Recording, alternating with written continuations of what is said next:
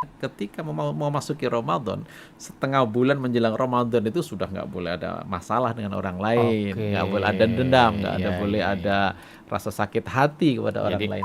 Ibadah puasa ini perlu ada bekal orang yang melaksanakannya, makanya disinilah ada tuntunan adab-adab kita menjalankan ibadah oh, puasa.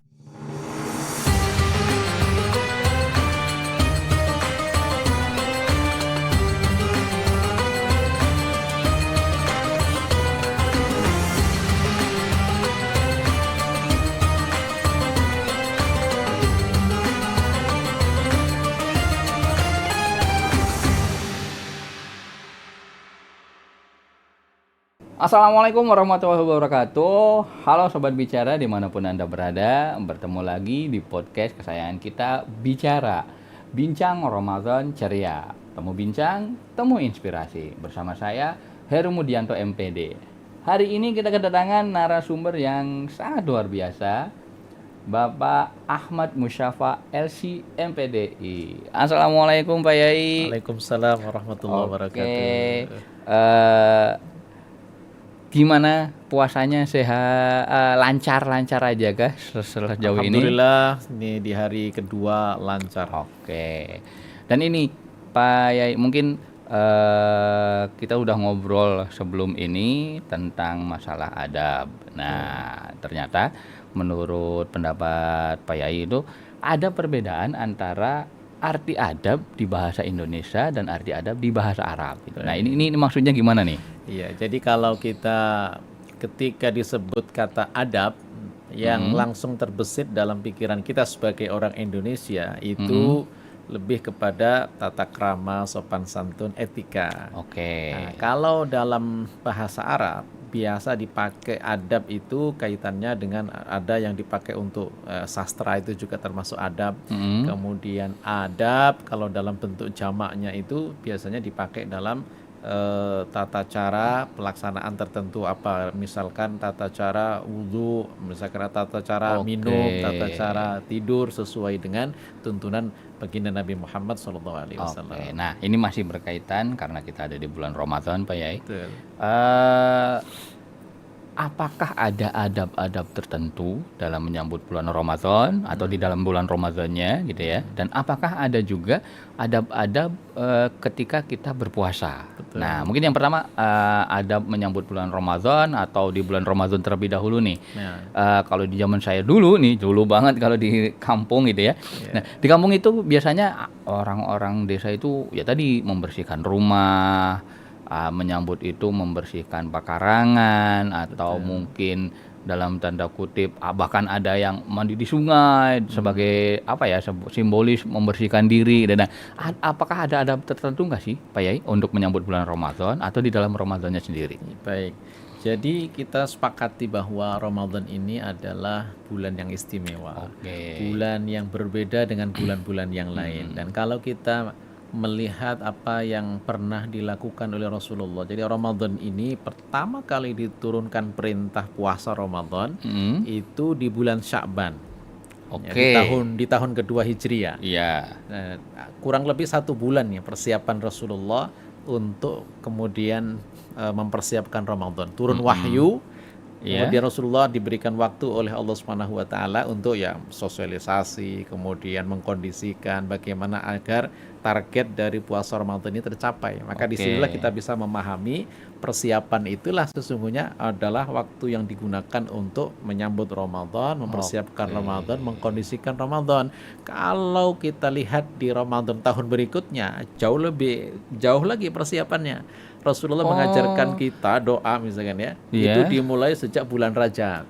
Iya, ada doa yang menyambut Ramadan. Iya, Allahumma barik lana fi Rajab wa Sya'ban wa ballighna Ramadan. Berkahi kami di bulan Rajab, bulan Sya'ban, dan sampaikan kami itu termasuk bulan Ramadan. Adab-adab menyambut bulan Ramadan, Pak Yai. Betul. Jadi doa kita, kalau kita lihat dari redaksinya itu kan wa ballighna Ramadan, ya Allah sampaikan kami, sampaikan usia kami biar bisa ketemu dengan Ramadan tahun ini.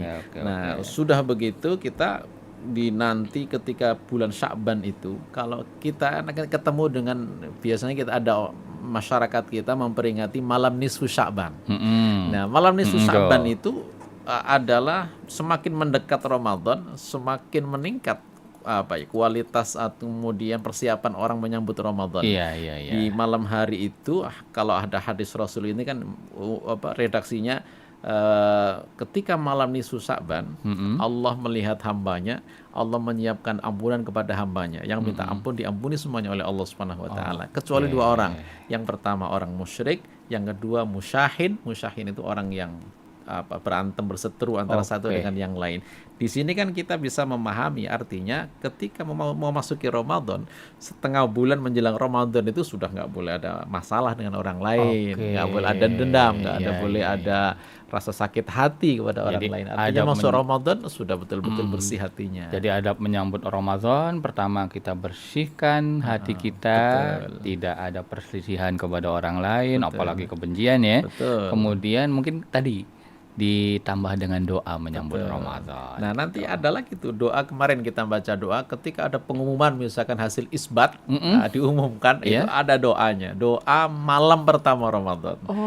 Jadi Allahumma ahillahu alaina bil yumni wal iman wassalamati wal islam rabbi wa rabbukallah. Ya Allah, jadikan permulaan Ramadan ini menjadi pengantar untuk sampai dengan penuh keimanan, dengan penuh keislaman. Artinya kita memohon kepada Allah agar selama Ramadan penuh ini bisa ibadah maksimal, diberikan kesehatan, bisa betul-betul berhasil sehingga target Ramadan bisa tercapai.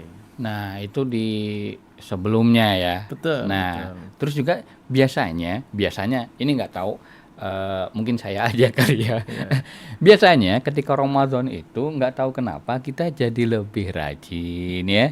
Yang tadinya ngaji males-malesan, jadinya rajin ngaji. Kemudian yang tadinya ibadahnya pas-pasan dalam tanda kutip ya, di Ramadan itu perasaan tuh jadinya ada yang nambah. Kemudian mungkin ada juga sebagian orang yang mohon maaf ya, mungkin melakukan keburukan-keburukan di luar Ramadan, tapi ketika di Ramadan mereka berhenti.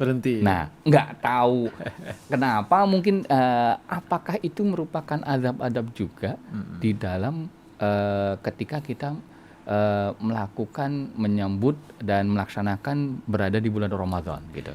Ya, kalau kita pahami dari kurikulum yang diberikan oleh Rasulullah, jadi Ramadan itu memang suatu masa, nuansa, lingkungan yang Allah ciptakan memang betul-betul kita semangat untuk ibadah, ringan untuk melakukan ibadah, bangun malam muda, kita membantu orang muda, orang kita yang mungkin punya sifat yang agak temperamen, barangkali mudah tersulut emosinya, di bulan Ramadan kita lebih bisa untuk menahan diri gitu ya. Jadi lebih nyaman. Dan kalau kita melihat dari hadis Rasul ya, penjelasan Rasulullah tentang Ramadan, keistimewaan Ramadan itu diantaranya idza ja'akum Ramadan futihat abwabul jannah wa ghuliqat abwabun nar. Ketika datang Ramadan, pintu surga dibuka, pintu neraka ditutup.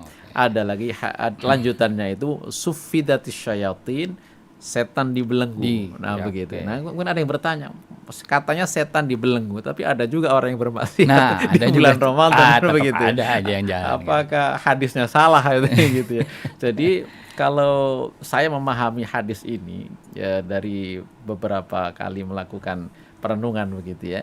Jadi hadis ini benar, artinya Allah Subhanahu wa taala itu betul ketika Ramadan ini setan betul-betul dibelenggu. Akan tetapi manusia ini diajak oleh setan, dipengaruhi oleh setan itu selama 11 bulan. Di luar Ramadan ya. Di luar Ramadan kan ada 11 bulan. Selama 11 bulan inilah setan melakukan aksinya sampai orang kemudian mengikuti. Nggak usah dipandu lagi, nggak usah dibisikin lagi, udah jalan sendiri tuh. Gitu. Sehingga orang itu sudah menjadi kebiasaan.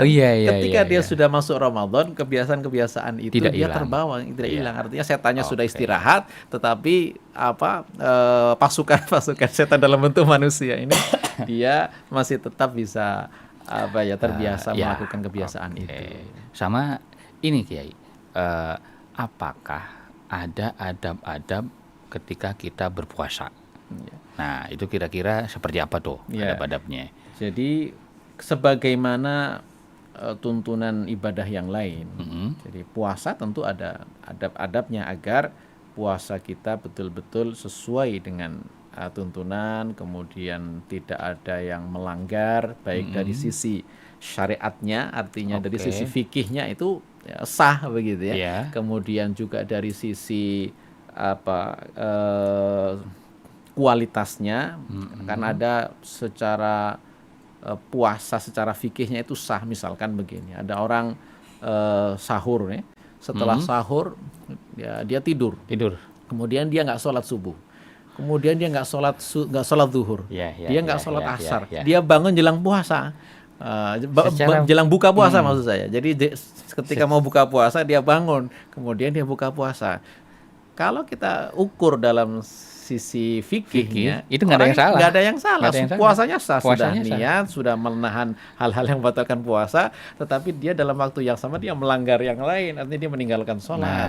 Nah, ini makanya ibadah puasa ini perlu ada bekal orang yang melaksanakannya. Makanya di sinilah ada tuntunan adab-adab kita menjalankan ibadah puasa. Makanya kita dimulai ibadah puasa itu sesungguhnya tidak hanya di siang hari ya, tapi kita mempersiapkannya kan sejak malam hari, dimulai dari niat, kan begitu. Nah, masalah niat ini sebenarnya perdebatannya panjang sekali antara mazhab-mazhab fikih itu, apakah niat itu harus bersamaan dengan waktu pertama kali mulai menahan, apakah di malam hari luas, atau di malam hari, atau orang misalkan, atau mungkin di kita kan justru habis sholat taraweh ya gitu ya. Itu sebenarnya itu ada landasannya kenapa kita dibimbing melaksanakan niat berjamaah setelah taraweh itu, karena kalau mazhab Syafi'i itu harus niat di malam hari gitu ya. Kalau dia lupa niat di malam hari, maka dia puasanya tidak sah, tapi dia tetap wajib puasa dan wajib mengganti di hari yang lain. Kalau dia nggak niat, karena apa? Karena niat itu rukun di dalam ibadah, dalam puasanya rukun. Nah, kalau dia nggak niat, apa bedanya dia menahan dengan ibadah yang lain? Mungkin ada juga yang diet dengan tipe yang sama, nggak makan nggak minum juga, barangkali gitu. Nah, makanya mazhab Syafi'i sangat ketat dalam masalah masalah niat ini. Jadi adab yang pertama niat Pak Yai. Betul, karena itu adalah bahkan kalau yang rukunnya ya. Sedangkan kalau bagi kita, kalau kita mengikuti adab-adabnya, maka kita tarik mundur lagi dimulai dari sahur. Oh, sahur. Iya, betul. Kalau sahur itu di situ ada keberkahan, kata Rasulullah, tasahharu fa inna fis sahuri barakah. Sahur, karena dalam sahur itu ada keberkahan. Nah, gitu. Kemudian adab dalam melaksanakan sahur pun, sahurnya kita jam berapa? Apakah makan malam jam 12 malam atau jam 2? Nah, adabnya ketika sahur itu sunnahnya diakhirkan. Iya, betul. Nah, ini bahas masalah waktu sahur. Iya. Pak Yai kan pernah ke Turki, ya kan? Ya walaupun mungkin di sana bukan bulan Ramadan, tapi kan pernah ngobrol lah sama orang-orang di Turki. Di sana ada imsak nggak Pak Yai? Oh ya, jadi kalau imsak dalam makna yang diumumkan di masjid-masjid seperti di kita di Indonesia memang tidak ada. Nggak ada. Kalau kita kan ada alarm gitu ya, waktu imsak jam segini, jam segini, kemudian waktu subuh jam segini gitu kan. Termasuk di kalenderisasi juga ada waktu imsak gitu, begitu ya. Gitu. Nah, kalau waktu saya di luar negeri, pernah di Mesir juga, memang juga tidak ada. Mesir pun nggak ada waktu imsak. Nah, di sini masih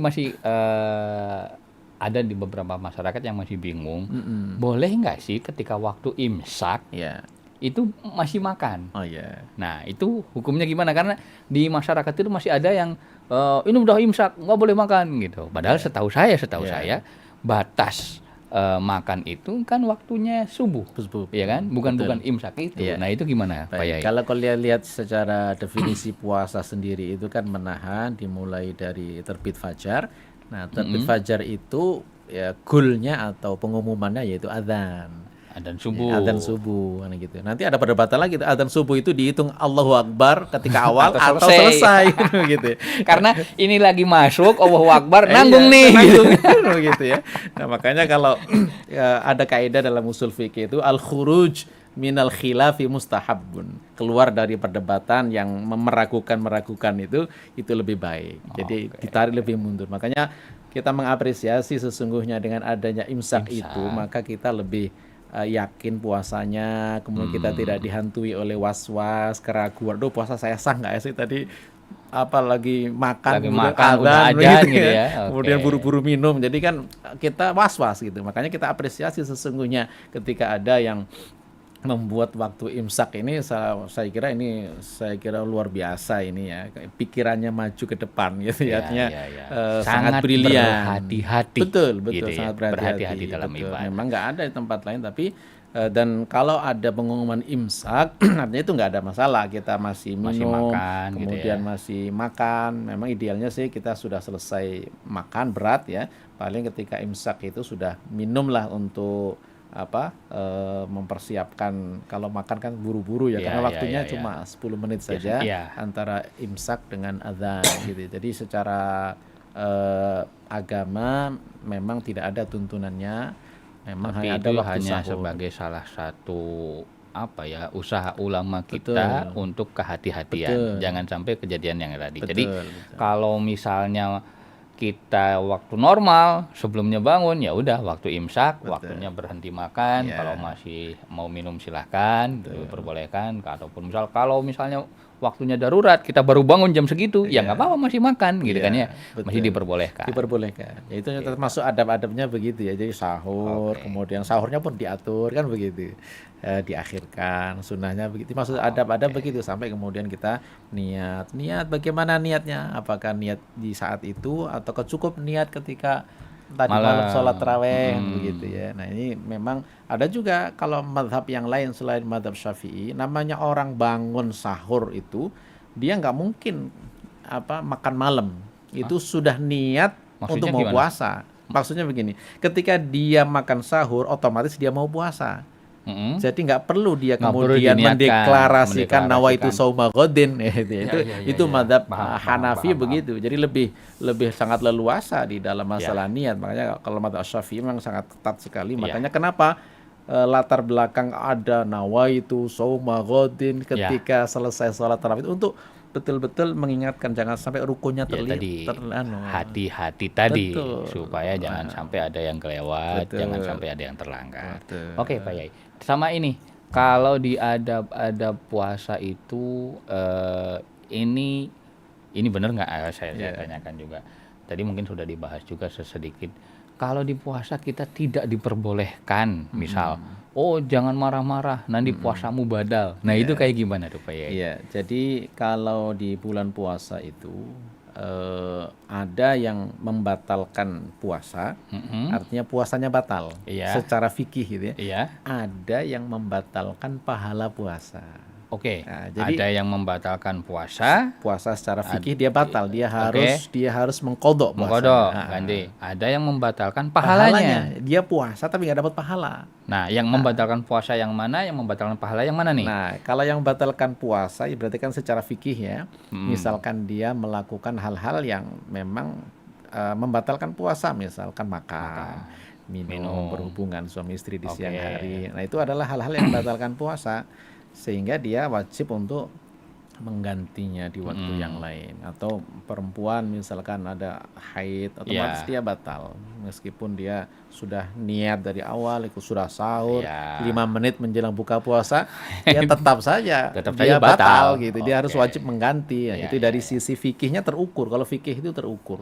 Kalau tidak terpenuhi syarat rukunnya, melakukan hal-hal yang melanggar, maka dia batal puasanya. Nah, ada kemudian hal-hal yang membatalkan pahala. Nah, ini yang tadi yang disebutkan diantaranya tadi ya, marah-marah.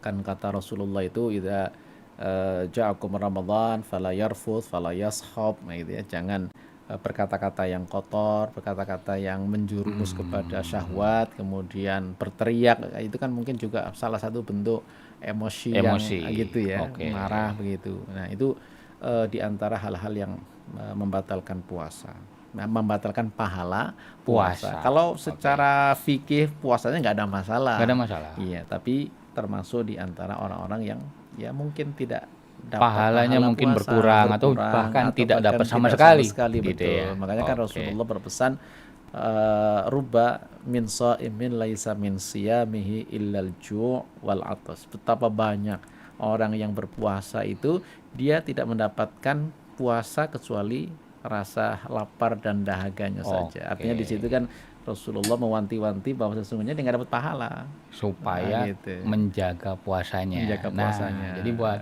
sobat bicara nih, ingat-ingat bahwa mungkin ada beberapa hal tadi yang udah disebutkan oleh Pak Kiai yang itu bisa membatalkan pahala puasa kita. Jadi pahalanya nggak batal, puasanya nggak batal, tapi pahalanya mungkin berkurang atau justru hilang sama sekali, gitu ya.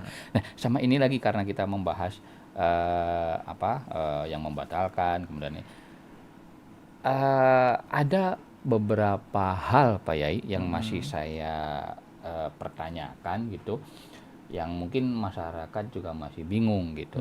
Contoh cara wudhu di bulan Ramadan, di bulan puasa Pak Yai. Itu kan kalau di hari biasa ya udah kita kumur-kumur, kita bersihkan hidung gitu. Nah, kemudian ada keterangan, ada hadis yang tadi ya jelas kumur-kumur kan ada air, takutnya tertelan.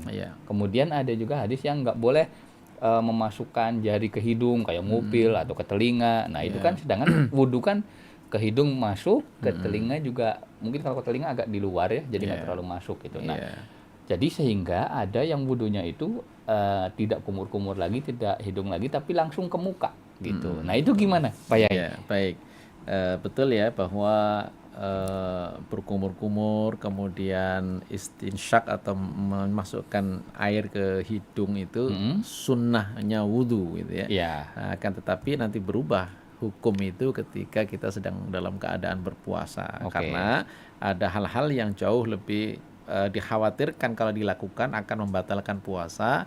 Kalau kumur-kumur secara hukumnya sunnah, ketika dilakukan kemudian berlebihan kemudian nanti bisa masuk ke tenggorokan ya, maka itu membatalkan puasa. Sehingga para ulama kemudian ketika orang yang melakukan kumur-kumur, apalagi kalau sampai setelah zawal, artinya setelah zuhur gitu ya, itu hukumnya sudah tidak boleh. Ada yang mengatakan makruh dan tidak boleh. Iya, karena itu akan dikhawatirkan, apalagi disebut dengan mubalaghah, berlebih-lebihan di dalam berkumur-kumur, karena dikhawatirkan nanti akan membatalkan. Ya, apalagi kalau panas kumur-kumurnya 2 ember ya wayahna juga. Gitu ya. Jadi memang kalau ini untuk wudhu berarti lebih amannya kita langsung ke muka gitu ya. Jadi kalau orang kumur-kumur itu kan sebenarnya untuk menghilangkan sisa-sisa makanan, gitu ya. Sementara kita kan dalam keadaan puasa, nggak ada sisa makanan di situ. Jadi memang idealnya kita setelah sahur itu langsung sikat gigi. Jadi kita nggak usah khawatir, nanti saya mulutnya bau, gitu ya. Ada yang khawatir begitu, kalau kita nggak pede kalau nggak sikat gigi di siang hari, misalkan begitu. Kita tidak perlu khawatir bahwa kita ketika karena kita sedang dalam keadaan berpuasa, kita sudah disediakan loh pahala yang istimewa. Orang yang la khulufu famis shaim kan gitu ya. Bau mulut orang yang berpuasa itu atyabu indallahi min rihil miski yaumal qiyamah. Itu bagi Allah, bau orang yang berpuasa itu lebih wangi dibandingkan dengan minyak yang paling wangi, minyak misik gitu ya. Itu menurut Allah Subhanahu wa taala. Artinya kita tidak perlu khawatir bahwa ya kita sama-sama faham karena kita sedang berpuasa gitu ya. Yang mungkin jaga jarak saja. Jangan sampai ibaratnya jangan sampai terlalu dekat. Sama ini lagi Pak Yai, untuk adab-adab di bulan puasa sebelum mungkin ini kita kesimpulan mungkin, apakah di bulan puasa ini kita juga harus menghindari hal-hal tertentu, misalnya apakah yang kira-kiranya bisa mengurangi puasa ibadah kita atau mungkin mengganggu ibadah kita, kayak misal olahraga berenang misal, itu kan jelas di air atau lain-lain sebagainya lah gitu. Nah, itu kira-kira apa aja nih yang kira-kira harus kita hindari di bulan puasa ini Pak Yai? Ya, baik. Karena kita tadi kaitannya dengan yang kita bahas sebelumnya ya, bahwa ada hal-hal yang membatalkan puasa, ada hal-hal yang membatalkan pahala puasa. Tentu yang membatalkan puasa ya ini harus betul-betul kita hindari. Yang tadi disebutkan betul ya, memasukkan sesuatu ke lubang, baik ke telinga, ke hidung, ke mulut gitu ya.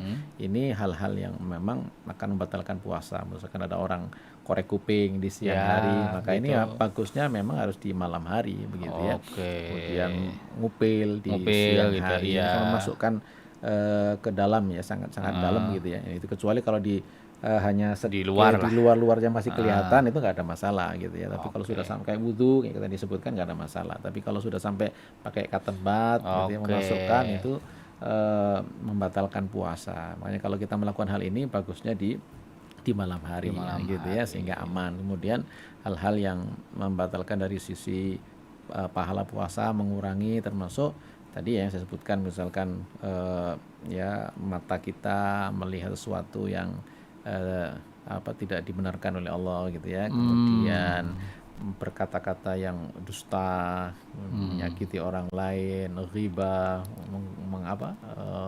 menggunjing ya, membicarakan orang lain, keburukan orang lain. Ini semuanya juga adalah hal-hal yang mengurangi atau bahkan bisa menghilangkan pahala puasa. Dan sebenarnya hal-hal itu pun nggak perlu puasa juga, emang harus dihindari gitu Pak Yai ya. Gitu. Ya ibaratnya, oh kalau puasa nggak boleh mengunjungi orang, oh berarti di luar puasa boleh. Nggak gitu juga dong konsepnya dong. Betul, gitu. Betul, iya. Oke nih Pak Yai, buat sobat bicara semua, mungkin kesimpulannya kira-kira adab-adab di bulan Ramadan, adab-adab di bulan puasa, apa saja yang harus kita lakukan dan apa saja yang kita hindari. Mungkin bisa disampaikan ke sobat bicara semua di rumah. Baik, ini nasihat buat diri saya pribadi dan juga untuk sobat-sobat bicara semuanya. Ramadan ini satu paket ya, bukan hanya di siang hari saja. Tetapi ibadah ini adalah ibadah dari malam dan siang selama 24 jam bernama Ramadan. Makanya ada dua hadis yang sangat mirip yang disampaikan oleh Rasulullah, bedanya hanya satu huruf saja, yaitu man shoma ramadhana imanan wahtisaban ghufira lahu ma taqaddama min dhanbi. Barang siapa yang berpuasa di bulan Ramadan dengan penuh keimanan, dengan penuh muhasabah, maka akan diampuni dosa-dosanya oleh Allah yang telah lalu. Nah, ada hadis yang satu lagi, man qoma. Jadi bedanya yang satunya soma, yang satunya qoma. Man qama ramadhana imanan wahtisaban ghufira lahu ma taqaddama min dhanbi. Artinya bedanya satu huruf saja, shad dengan qaf.